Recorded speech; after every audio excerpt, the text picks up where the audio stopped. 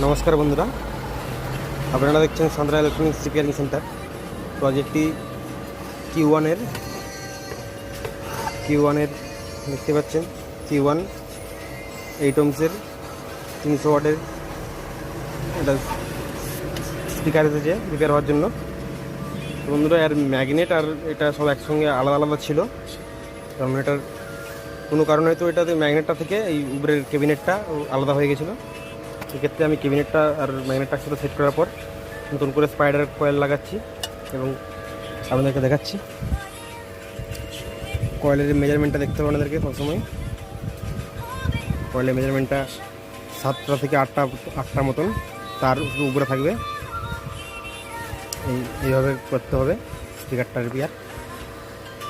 তো ওটাই রিপেয়ার করার জন্য আমি বন্ড টাইট ব্যবহার করছি, দেখতে পাচ্ছেন বন্ড টাইট।